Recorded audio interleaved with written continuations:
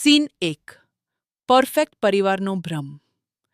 બહારથી જોનારને લાગતું કે રિયાનું સાસરું એટલે એકદમ સંસ્કારી અને પ્રેમાળ પરિવાર. પણ ઘરના દરવાજા બંધ થતાં જ શરૂ થતી એક એવી માઇન્ડ ગેમ જે રિયાને ધીમે ધીમે અંદરથી તોડી રહી હતી. સીન 2 મીઠો વિષ અને અદૃશ્ય દબાણ. The psychological game. અહીં કોઈ મારઝોડ કે બૂમાબૂમ નહોતી થતી.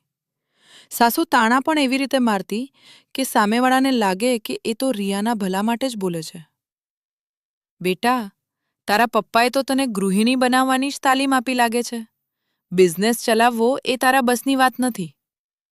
પ્રેમથી બોલાયેલા આ શબ્દો રિયાના આત્મવિશ્વાસના ટુકડા કરી દેતા. સીન 3 બધાની સામે સારી બનવાની એક્ટિંગ. ઇસોલેશન. રિયા જ્યારે પતિને ફરિયાદ કરતી ત્યારે પતિ ઉલટો એને જ દોષી ગણાવતો.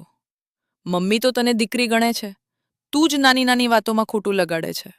કોઈ તેની વાત માનવા તૈયાર નહોતું, કારણ કે બહારથી સાસુ એકદમ દેવી જેવા બનતા.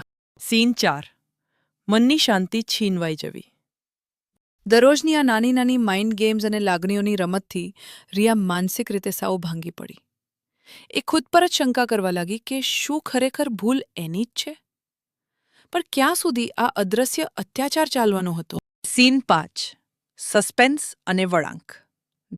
પણ એક રાત્રે રિયાના હાથમાં સાસુનો એક એવો જૂનો રેકોર્ડિંગ આઈપોડ લાગ્યો, જેમાં એને સાંભળેલું રહસ્ય જાણીને રિયાના હોશ ઉડી ગયા. હવે રિયા ચૂપ રહેવાની નહોતી.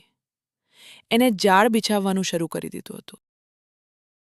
સીન 6 સબસ્ક્રાઇબ અને કમેન્ટ કોલ. રિયા આ અદ્રશ્ય દબાણની જાળમાંથી બહાર નીકળી શકશે? રિયાએ કયો નવો પ્લાન બનાવ્યો એ જોવા માટે ચેનલને અત્યારે જ સબસ્ક્રાઇબ કરો અને તમારો અભિપ્રાય કમેન્ટમાં જરૂર આપો.